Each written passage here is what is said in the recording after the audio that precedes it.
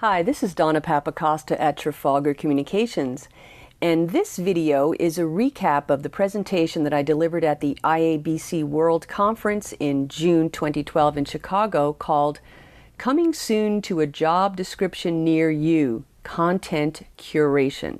Some of the people in the audience were intrigued by the idea of content curation being part of their jobs, and of course, when some of us think of the word curation, the first thing that comes to mind is a museum.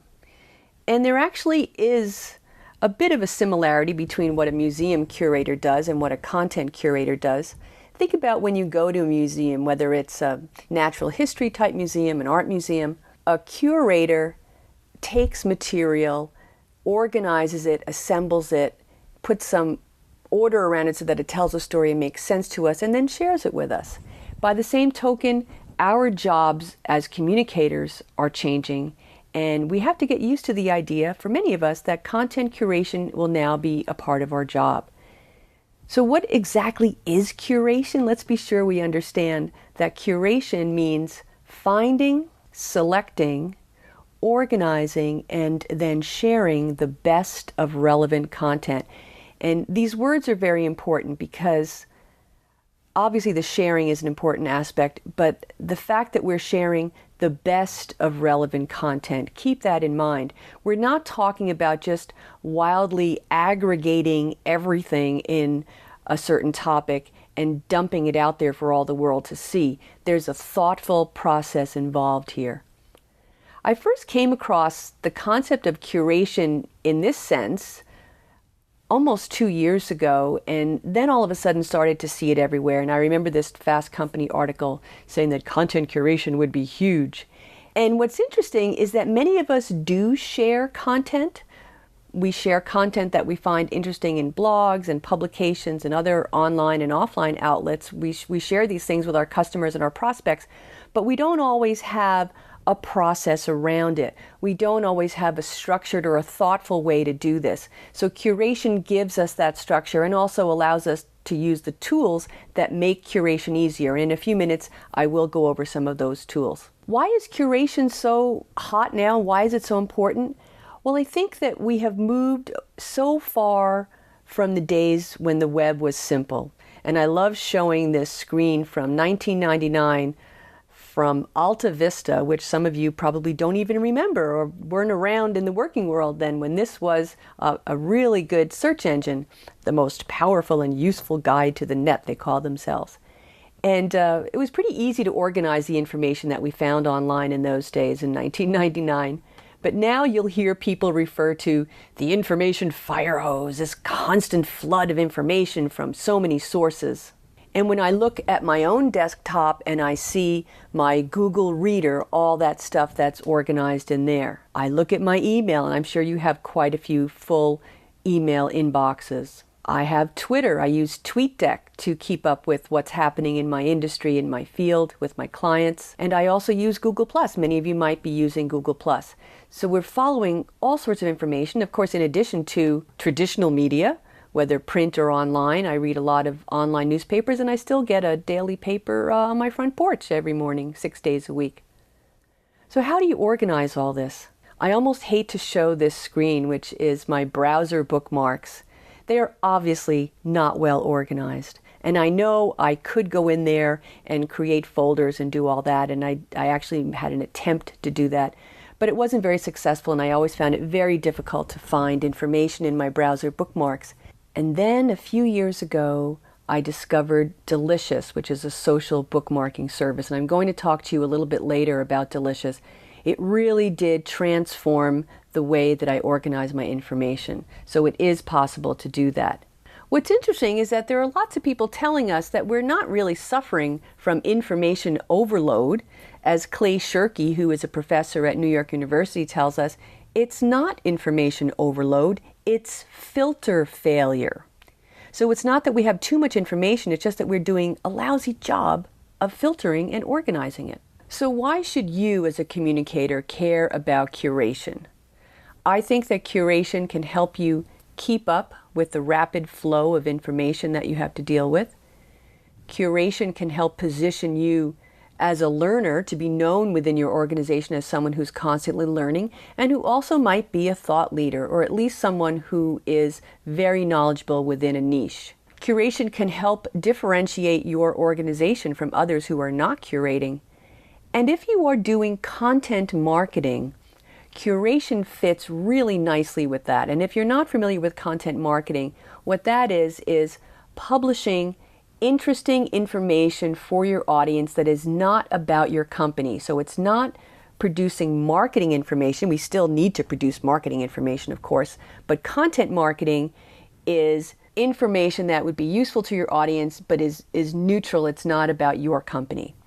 So if you can combine original content plus curated content, you can be producing some really interesting information that your audience will want to consume, and they'll keep coming back to your site for more. So in a nutshell, curation can help you to do your job better. You as an individual can get known within your organization as a curator, as a thought leader. And if you're an independent, certainly you can be known by your clients and prospects as a leader within your area. And if you do expand your reach by adding curated content to original content, the content that you're creating will be richer. And who doesn't want to be known as a trusted guide within your organization or among your clients? So yes, I am making the case for being a curator, helping you in your career as a communicator. Of course, as much as individuals are curators, brands can be curators as well. And I'll show you some examples of this in a few minutes. What I like about curation when it comes to marketing within the business to business or B2B world, which is usually where I work, it helps keep your brand top of mind, especially when that buying cycle is so long. These are not impulse purchases that people are making in the business to business world. They're usually large dollar items. So it takes a long time for this to happen. And if you can keep your organization in front of people, you might increase the chances of that buying decision happening in your favor. And if your organization can be positioned as a trusted guide and not just as some people who are trying to sell something, I think you'll be much better off. So how do you curate? Well, let's go through some steps. First of all, you have to find some content. Many of us are already finding content. You saw my screens there where I'm getting information from Google Reader and TweetDeck and other places. But you can automate to some degree the discovery of content. Otherwise, you could probably spend your whole day looking for stuff. A lot of us like to use Google Alerts. You can set these up on different topics, keywords, the name of your company, the name of your other companies in your industry. You'd know best what the keywords are, and you can set up these alerts that will either come to you via email or through in your Google Reader or another RSS reader. So if you don't know how to do this, just go to Google and type in Google Alerts, and you will come to a screen, and it's a very simple process to set them up. You can tell Google what to search, whether it's blogs, news. I just set it to everything, to search everything. And you can then get notified whenever something interesting is published around the keywords that you've chosen. You can also save persistent searches in Twitter and Google+, so that you can always go back and see what you missed when you were perhaps offline in those platforms. And if you know who the thought leaders or who the real good thinkers are in your industry, in your organization, and among your competitors, follow those people on various platforms. Find out if they have a Twitter account and follow them. And you know what? You can also look at who they follow, who influences them, and you can start to follow them as well. So that was step one. Step two then is picking a tool that will help you to curate. And I mentioned my favorite tool, Delicious, and I am going to talk about that in a minute, but just keep that in mind that it might be Delicious and it might be something else, but it's important to have some of these tools and not do everything manually. The third step I suggest to you is to own your niche. It would be very difficult now in 2012 to go and say, well, I think I will be a curator of information about communications. That's a little too broad. What about crisis communications in the energy sector? That's a niche. I like this example of Michael Geist from Ottawa, who's a lawyer. Within Canada, he is the go-to guy for anything to do with the internet and law and privacy. He publishes original information on that, and he also curates content from other sources around these topics. So he's quoted all the time in the press. He's really known as that expert because he owns this niche. I found something interesting from Todd Deffrin of Shift Communications, and what Todd suggests is that about 70% of your content should be curated and just 30% branded, because, here's my favorite part, the rest of the world is at least 70% more interesting than your brand. In addition, when you promote external content, that builds social capital, and you may gain some grateful fans of the influencers that you are talking about. So keep that in mind. I don't like the word rule so much because that's a little hard and fast, but you should probably be publishing more curated content than you are branded content. And of course, integral to curation is the sharing of that content. You need to share the content consistently and also make it easy for others to share. It wasn't too long ago when if you wanted to share content online, you had to go up to the browser window, copy the URL, put it in an email or a tweet or some other way. And now we have such great simple ways to share information, and we can tweet it. Usually you'll find a tweet button. You'll often find a Facebook like button, a LinkedIn share button, a Google plus one, which is equivalent to a like. Stumble Upon is another source that people will click to say, yes, I like this. Buffer is fairly new, and that allows you to tweet the content, but at a later time during the day or the next day. And the way people use that is, suppose you're on at 7:30 in the morning and you find 10 really interesting things you want to publish on Twitter. Well, maybe you don't want them all to go out now because everyone won't see them. So you can buffer them, and they will go out at preset times during the day. So maybe you have it go out at 10, 11, 12, 2 p.m., whatever. If your audience might be on the other side of the globe, you might want to send them out at what could be overnight where you are. So it's up to you. And of course, now we have the latest darling of curation and visual communication, and that's Pinterest. So many of us are now offering a pin it button. I mean, is there no end to these buttons? And the final step to curating is not really a step, it's more of a caveat, and that's always link to the original source. Always say where the material came from. Otherwise, you're not a curator, you're a plagiarist, and you don't want to be a plagiarist. Around this point when I present this material, there's usually someone whose hand pops up and they say, Donna, this is all well and good, but isn't this aggregation? What's the difference? And I like to explain it this way, that a machine can aggregate information. We can set up an algorithm to aggregate information, but only a human can curate. So curation adds that human factor of judgment, selection, commentary. One of my favorite quotes is, if I like it, it's curation, and if I don't, it's aggregation. So aggregation is looked on as a negative in that sense. So let's look at a few examples of curation in action. I've mentioned Delicious a couple of times. Can you tell that I like Delicious? As I said, it is a social bookmarking service. So how it works is this. I'm cruising around the web and I'm looking at information, I'm reading blogs, whatever. I find something interesting. I have a little bookmarklet that I just click on for Delicious, and a window opens up and I can save the information, but here's the beautiful part. I can tag it any way I want with as many tags as I want. So in this case, I found this article on how to curate content that your audience will love for marketing profs. I tagged it content marketing, curation, as well as CMO.com, which was an example, chiefmarketingofficer.com, and I'm actually going to show you a screen from there.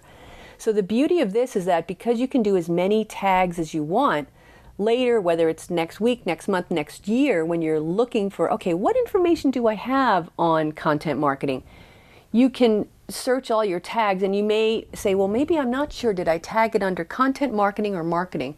Well, you can have as many tags as you want, so you can search all the different tags and different combinations. Like, for example, among my podcasting tags, I have some that are podcasting how to. So I would be able to narrow it down, because as you start to build bookmarks, you can have quite a few. So this way you can search by and keep narrowing it down by tags. I strongly suggest that you just get an account on Delicious. It is free, and start using it. And if you're like me, you'll say, why didn't I do this years ago? Here's an example of some of the tags I have in Delicious, so you can see there's quite a few of them there. Oh, I wanted to say that the social bookmarking aspect of Delicious is that you can easily share your tags with other people. So if someone says, do you have any information on curation in healthcare? You can just send them your links. It's very easy to do that. And plus, people can subscribe to your links. You can also make things private if you wish. So suppose you're researching something that you don't necessarily want the whole world to know you're looking up. You can make those private. Perhaps a health matter for a relative, or maybe you're looking at some of your competitors and you don't want that to be public. So you can do that. There are other similar tools. Pearl trees is another one. Personally, the interface doesn't appeal to me, but some people are big fans of it. There's also Digo. One of the screens I'll show you lists a whole bunch of different social bookmarking tools. Another tool that I really like is called Storify. And what Storify allows you to do is to grab information from blogs, Twitter, videos, wherever online, and pull it together in a story, and you can add your own notations. Here you can see I was producing a Storify last year at the IABC conference in San Diego, the World Conference. So I grabbed these tweets and I also put my own commentary in there. You'll often see Storify used around an event like that. So if you participate in a conference, a trade show, whatever, you can gather up information that's interesting, and you can decide which pieces you want to use. You obviously, as the curator, can choose which pieces of information you want. So organizations are definitely using these tools. I like this example by an organization called Vern Global. They are a wholesale supplier of data center space, and they're located in Iceland. Think about it. Data centers generate a lot of heat. So if you have your data center in Iceland, you can keep it cool. They wanted to be recognized globally as a green IT leader. So what they decided to do was to create this green data center news, views and opinions on green IT. And you can see on the right the different categories that they have. And their sponsorship is very subtle on the lower right there. And they did find that by curating this content, Vern Global was able to achieve that global recognition and increase the number of leads they were getting. Many of us in communications see examples of curation all the time, but we may not realize it's curation. For example, Reagan Communications publishes various curation channels: healthcare, speech writing, the PR Daily. They gather information from other places plus their own original content and put it together. And a lot of us will read this information, and it keeps their name in front of us. Scoop It is another tool that allows you to create something that looks like a magazine on a niche topic or on a particular topic. One of my favorites is Paper.li at paper.li. And what it allows you to do is to gather together information from Twitter or from Facebook of the people that you follow or around a certain hashtag. You decide what kind of content goes in there, and it publishes it in this nice, pretty nice looking newspaper-like format. But again, you as a curator can go in there and either move a story down, move it up, get rid of it. I like to tell the example of I published a paper.li for IABC Toronto called the IABC Toronto Twitter News. So I have a Twitter list of IABC Toronto members whenever they publish links on Twitter. So not just any old tweet, but a tweet with a link. It gets pulled in automatically by Paper.li, and then I, as a curator, get to move things around, or sometimes a story appears many times and I might just only want it to appear once. And we have a couple of people who like to talk about entertainment news. And I just have this personal thing that if there's anything in there about the Kardashians, I kill it. So I like that power as the curator. But really think about how great this can be, because we're not online all the time. We're going to miss great stuff. But if it gets curated into one of these little newspaper type things, people are more likely to see it. And people can then subscribe to your Paper.li, whether it's a daily or a weekly or whatever. People can easily tweet it, share it on other platforms, and they can subscribe if they want, so that they won't ever miss anything interesting.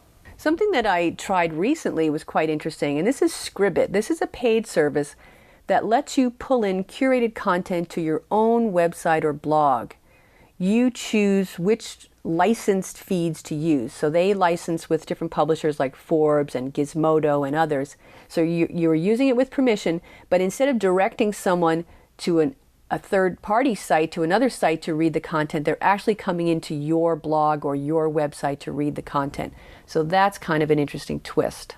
Counterparties from Reuters, the financial news service, this site highlights about 20 of the day's most compelling financial news and opinion stories, and then they link out directly to the stories from their homepage. So you would see the item there, and then you would click to read it in the original format. This is an interesting model. This group called Smart Brief, they publish e-newsletters on hundreds of topics, and they come to you via email, and they do carry advertising. That's their business model.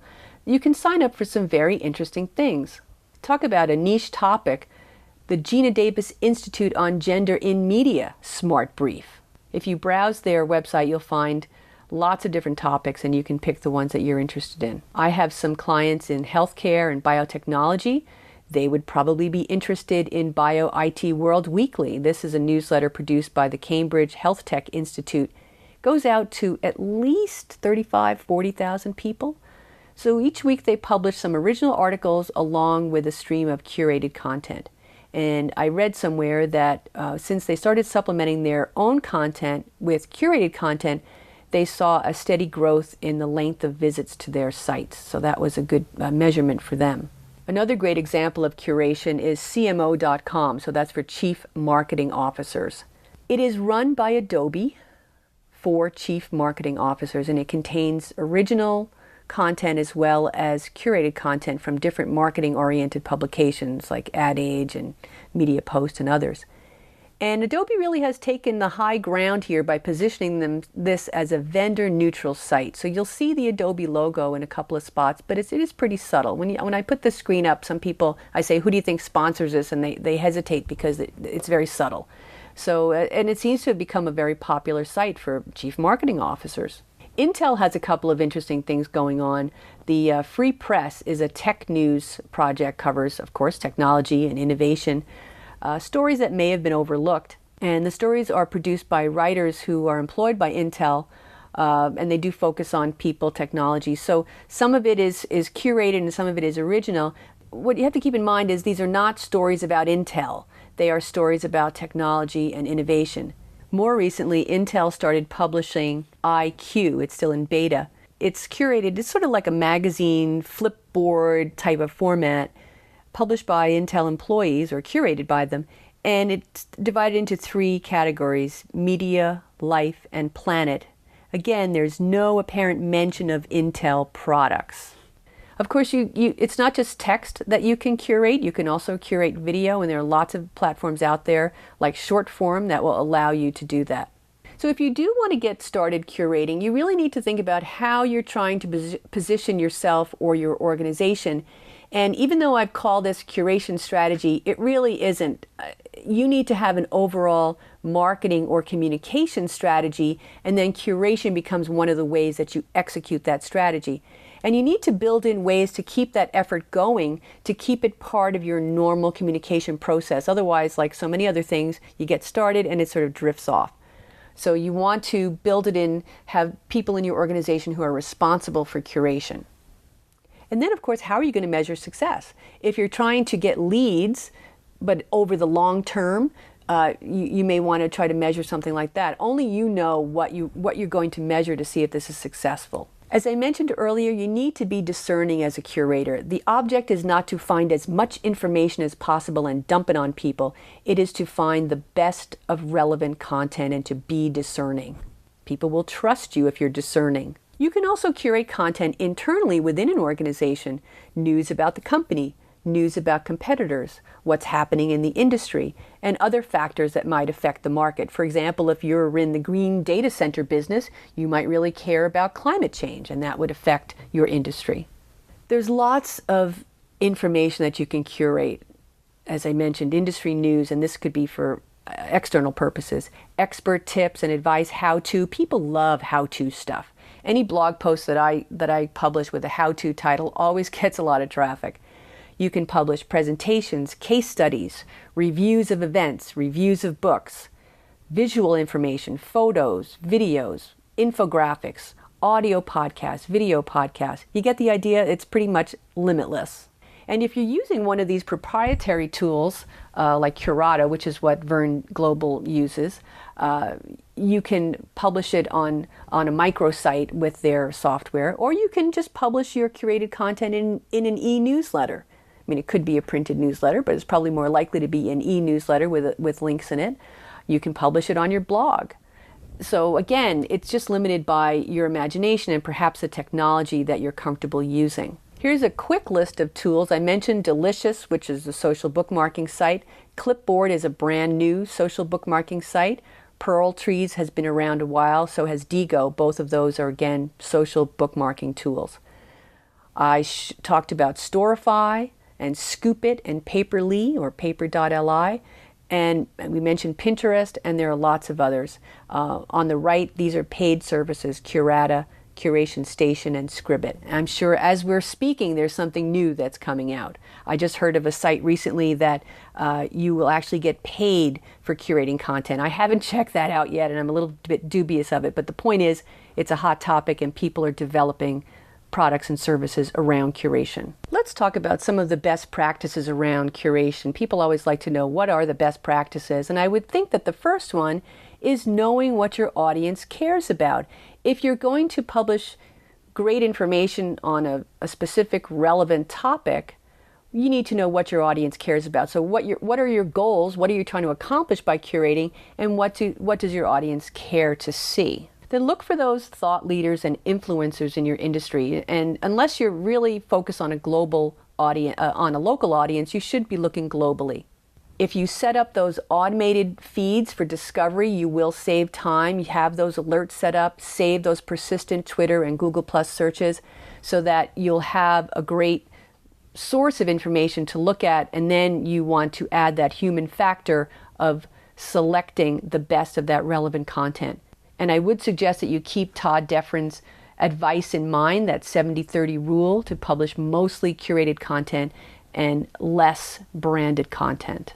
Always make it easy for people to share. I'm amazed sometimes when I'm reading something and I think, oh, this is really cool, I want to share it, and there's no Twitter button or there's no Facebook like button. I mean, I can do it manually, but it makes me wonder if the person who published it was really conscious of the fact that we want to share this information. And remember, always attribute to the original source. So are you ready to start curating? I hope so after listening to this and watching this presentation. If you want more information about curation, send me an email or follow me on Twitter. If you send me an email and ask for curation tips, I'll put you on my mailing list. I promise not to spam you. And we can keep in touch that way. So I hope you enjoyed this. I do welcome your feedback, and happy curating.